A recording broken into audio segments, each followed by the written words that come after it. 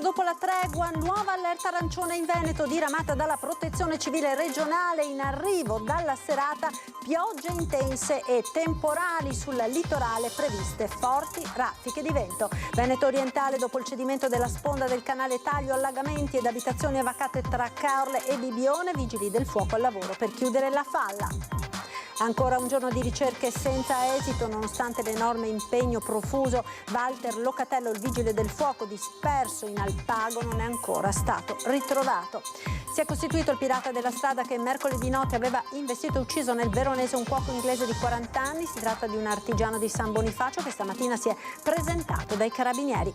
È morta oggi all'età di 89 anni la contessa veneziana Marina Cicogna, prima produttrice cinematografica d'Europa. Il nonno, il conte Volpi di Misurata, fondò la mostra del cinema di Venezia. Lunedì in cattedrale a Treviso i funerali del direttore della Caritas, Don Davide Schiavon, prevista una grande affluenza. Antena 3 dalle 10:45 seguirà in diretta la celebrazione.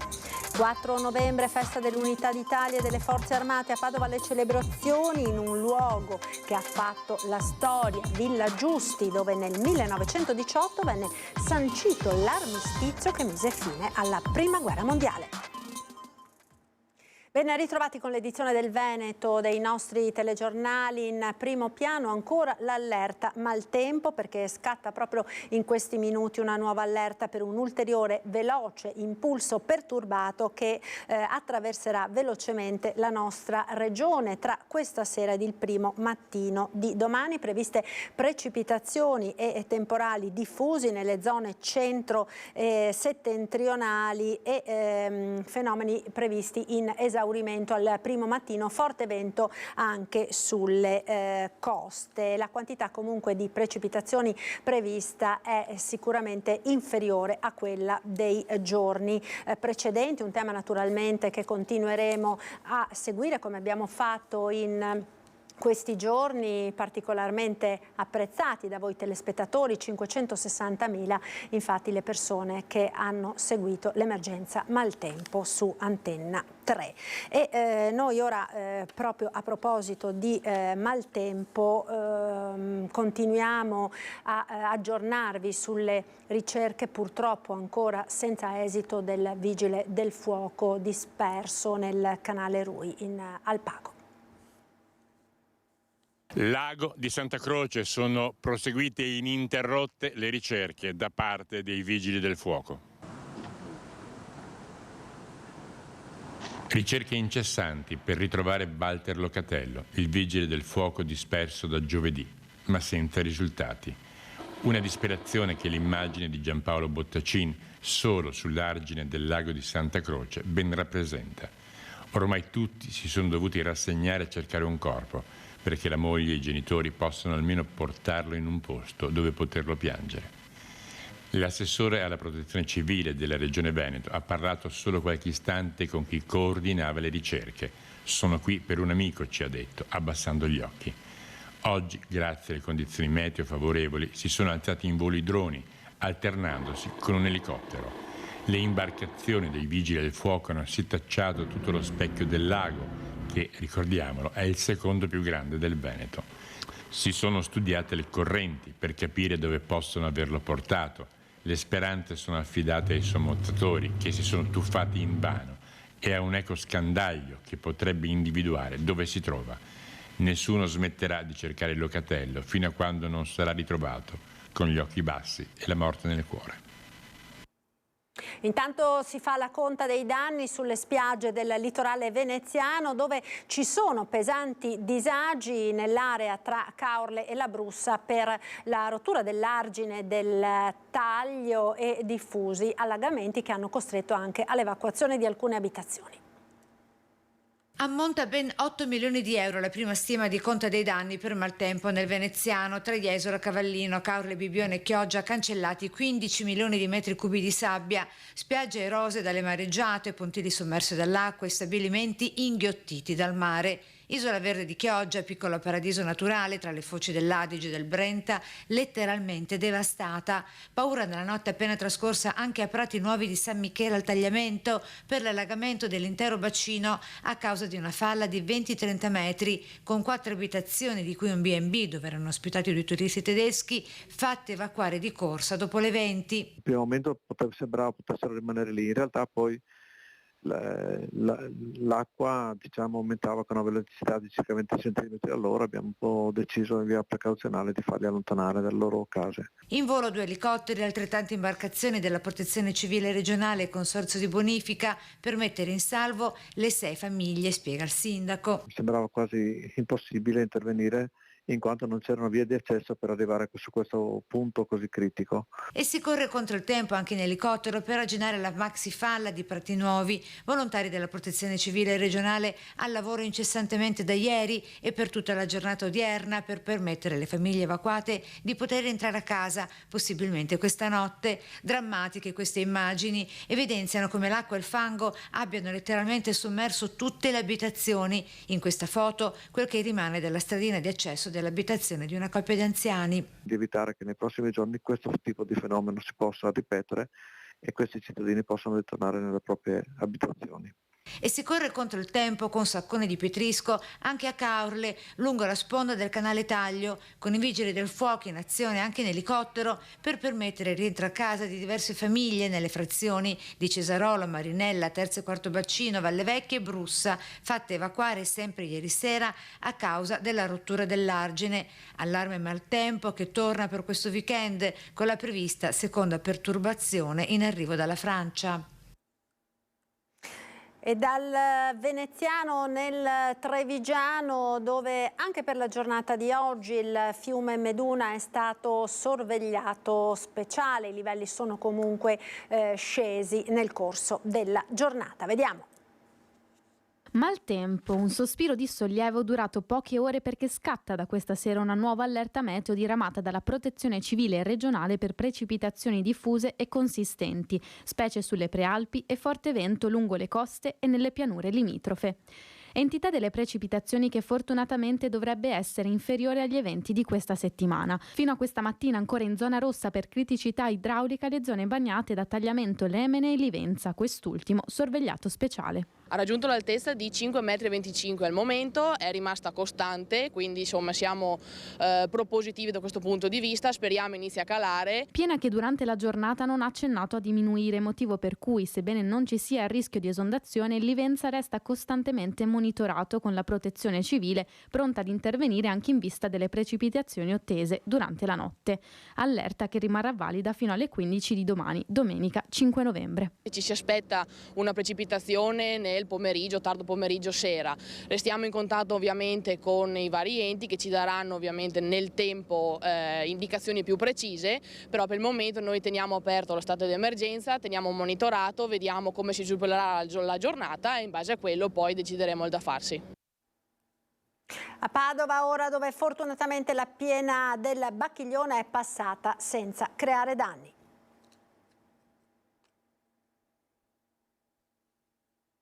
Attesa per la serata è passata come previsto tra le 21 e le 22 di ieri la piena del Bacchiglione a Padova, innalzando il livello del fiume ma senza provocare danni, nemmeno nelle aree golenali della Paltana, notoriamente le più basse della città e quelle più a rischio, che sono state costantemente monitorate dalla Protezione Civile. Il fiume a Volta Barozzo ha superato gli 11 metri al limite del primo livello di guardia, 3 metri a Ponte San Nicolò e 4 a Bovolenta, rientrati anche i livelli del Muson dei Sassi nell'Alta Padovana. Le opere hanno tutelato il territorio, ha detto il presidente della provincia, Sergio Giordani. Ha detto bene, c'è stato qualche problema, Musone di Sassi, Bacchiglione, ma problemi di allerta. Devo dire grazie alla Protezione Civile sia per quanto riguarda quelle comuni di Padova sia per quanto riguarda la provincia, perché hanno monitorato in continuazione anche di notte, per cui sono stati molto bravi. Però Padova ha retto in maniera tranquilla, grazie anche ai lavori che sono stati fatti dalla regione, dalla provincia e dal comune, per cui abbiamo passato questa paura. La Protezione Civile comunque continuerà il monitoraggio degli argini in previsione dell'acqua che sta ancora scendendo dalla montagna. Per tutta la notte la Protezione Civile ha monitorato anche l'Adige, dove nelle prime ore del giorno è transitata la piena Boara Pisani ed Anguillara Veneta. L'allerta comunque rimane per le piogge previste in serata. Un artigiano 51enne veronese si è costituito questa mattina ai carabinieri di San Bonifacio dopo aver travolto e ucciso con la sua auto un quarantenne di Montecchia di Crosara. La vittima, George Young, di origini inglesi e residente a San Bonifacio, lavorava come cuoco in un locale a poca distanza dal luogo dell'incidente. Il suo corpo è stato trovato ieri mattina nel fossato che costeggia la strada provinciale nella Val d'Alpone. L'incidente risale alla notte tra il 1° ed il 2 novembre. Nonostante la forte pioggia, il cuoco stava tornando a casa in bicicletta dopo aver terminato il lavoro ed è stato investito dal 51enne che non si è fermato, allontanandosi senza chiamare i soccorsi. Il corpo è stato ritrovato solo l'indomani mattina. Ora l'investitore, che si è presentato in caserma accompagnato dall'avvocato, sarà accusato di omicidio stradale, omissione di soccorso e fuga dopo l'incidente. Ed un altro grave incidente si è verificato tra Monselice e San Pietro Viminario, ferito un 25enne di Arre.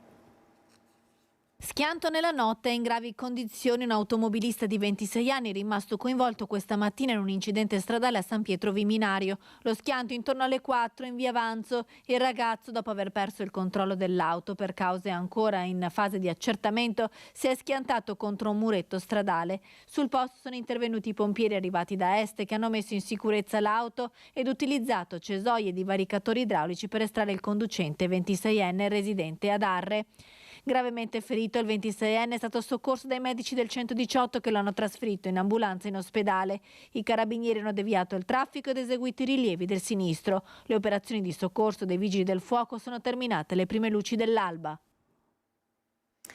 Cambio al vertice della questura di Padova. Antonio Sbordone dal 20 novembre sarà il nuovo questore di Bologna e proveniente dalla questura di Monza Brianza arriva a Padova il dottor Marco Odorisio, molto noto in Veneto per avere diretto la squadra mobile di Vicenza, Verona e Venezia.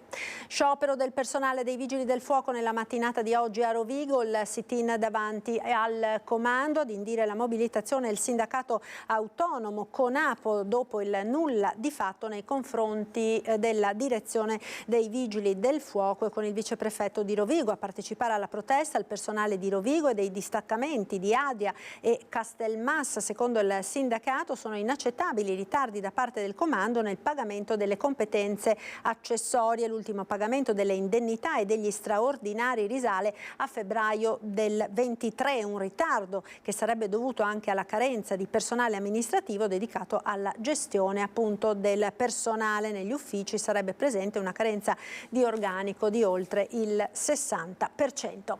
La carenza, ora andiamo al K3 di Villorba, dove ieri pomeriggio c'è stata la riunione tra i consiglieri regionali della Lega. In primo piano la questione della legge sul fine vita, una questione che divide il Carroccio.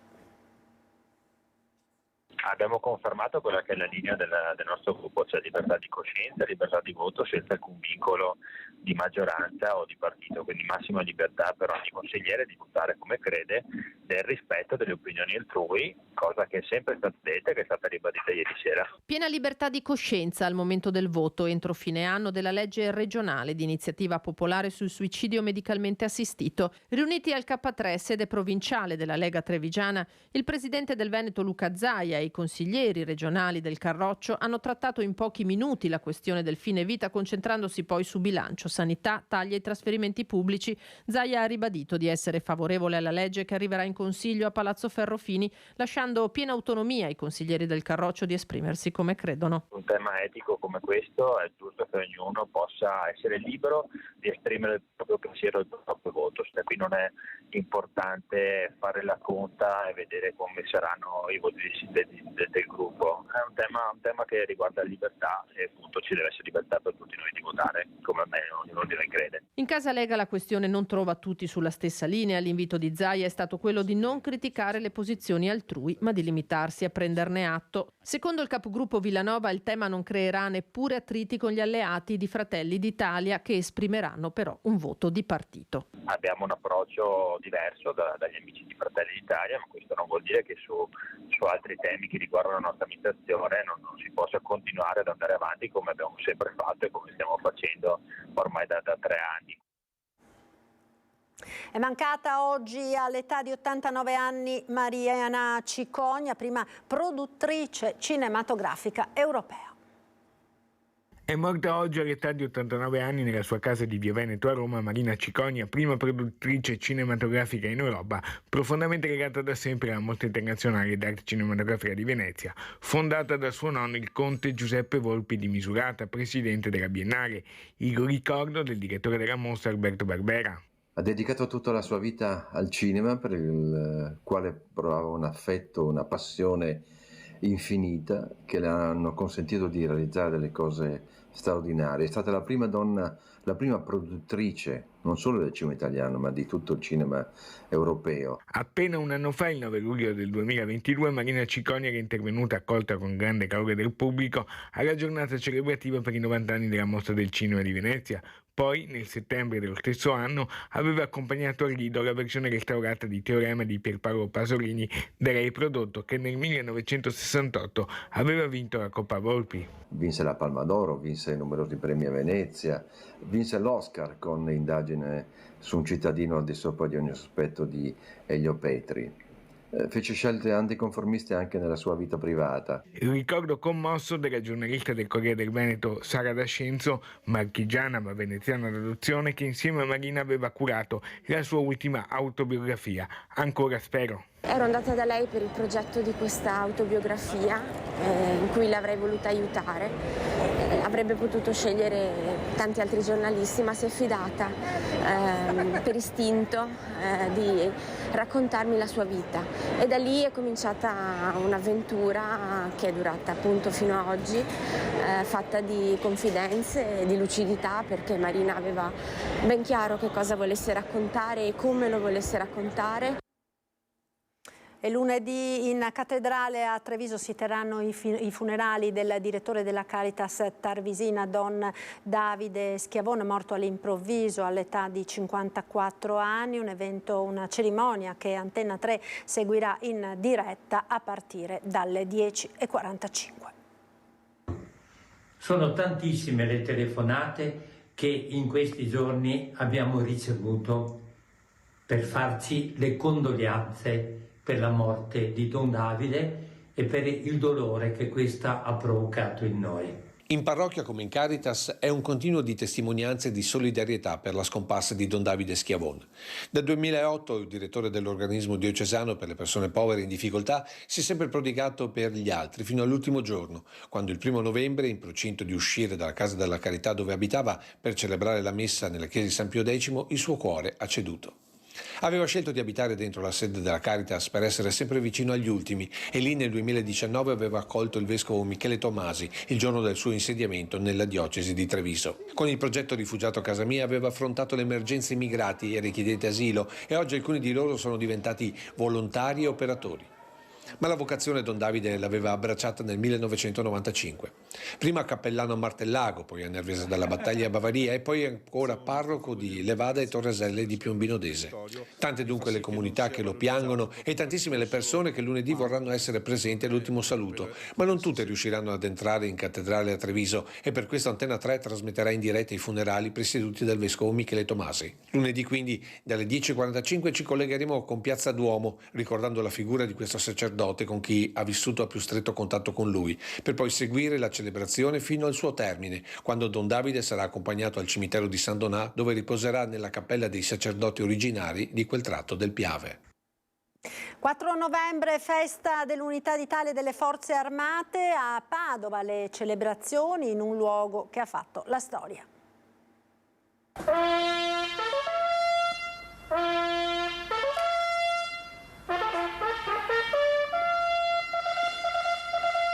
Padova celebra la festa dell'Unità Nazionale delle Forze Armate a Villa Giusti, dove venne sancito l'armistizio che mise fine alla Prima Guerra Mondiale. Su questo tavolo, nel tardo pomeriggio del 3 novembre 1918, fu firmato l'armistizio dal generale Pietro Badoglio, presidente della Commissione italiana, e dal generale Weber von Webenau, presidente della Commissione austriaca. La stanza è rimasta esattamente come era al momento della firma dell'armistizio. È stato conservato la tovaglia originale che copriva il tavolo, che è ancora macchiata di inchiostro, vino e tè, e la penna con cui è stato firmato l'armistizio.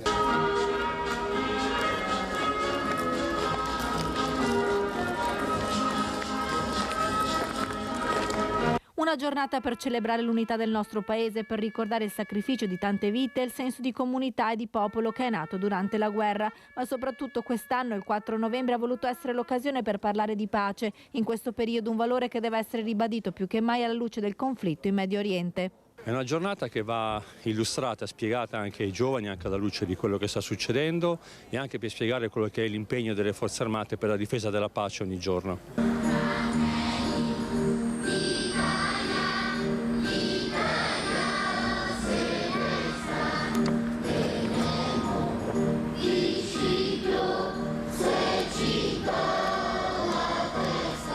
Un messaggio che si è voluto spiegare soprattutto ai bambini della scuola primaria padovana che hanno cantato davanti alle autorità l'inno nazionale nel momento solenne dell'alzabandiera. Spiegare quanto è importante la patria, quanto siano importanti le persone, i militari, in questo caso le forze armate, che lavorano per la pace, per la giustizia, per la libertà, non per la guerra come si possa semplicisticamente pensare, perché in realtà nessuno più delle forze armate sa quanto sia orribile la guerra. I venti attuali di guerra in giro per il mondo lo confermano, e quanto invece sia importante la pace. Adoperarsi tutti noi nelle nostre funzioni di forze armate e anche di forze di polizia a favore della giustizia, della libertà, della democrazia, mi lasci aggiungere, come nel nostro paese. Presenti alla cerimonia ufficiale le istituzioni militari e civili, con in testa il sindaco Sergio Giordani, il prefetto di Padova Francesco Messina e l'onorevole del PD Andrea Crisanti.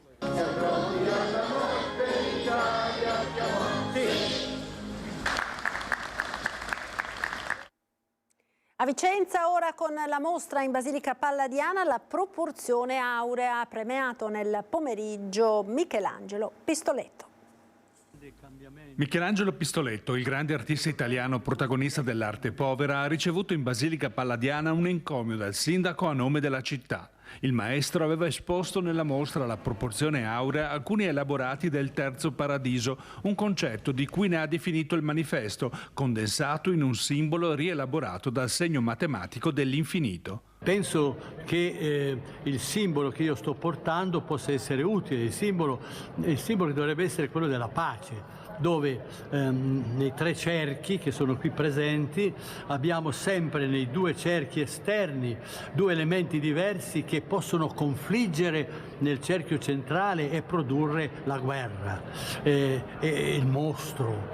I due elementi possono invece altrimenti incontrarsi e produrre armonia e equilibrio anziché la guerra e lo sconquasso. Il maestro ha infine ricevuto il premio internazionale Relazionesimo 2023 per la sua formula della creazione, un progetto espositivo che chiude con la penultima tappa nella città del Palladio. Io voglio arrivare a un concetto di co-creazione, di ideazione comune di quello che è il nuovo mondo, e offro questa formula. Questa formula deve servire proprio come una grammatica, come un elemento di fondo per far sì che noi siamo sempre due, c'è una dualità, siamo due fra di noi, ma tra me e te che cosa c'è? C'è il noi. Ed è tutto per questa edizione, vi lascio come sempre alle previsioni del tempo con il nostro meteo, arrivederci.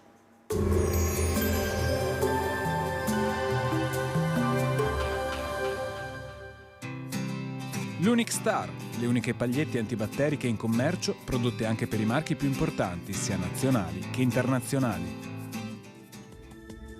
Bentrovati al meteo.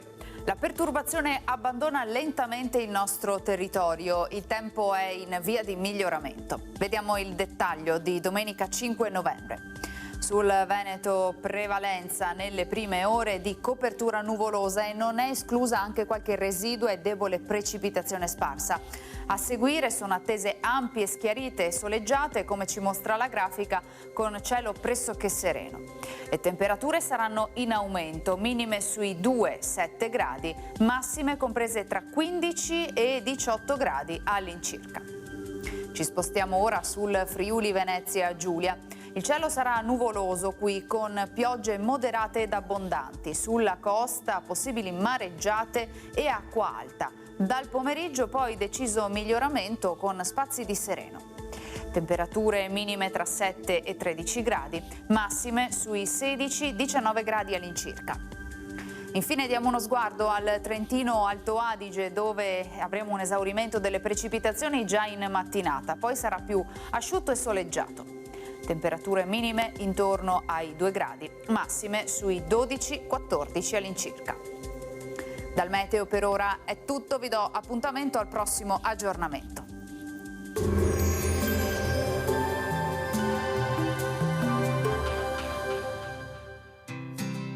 L'Unic Star, le uniche pagliette antibatteriche in commercio, prodotte anche per i marchi più importanti, sia nazionali che internazionali.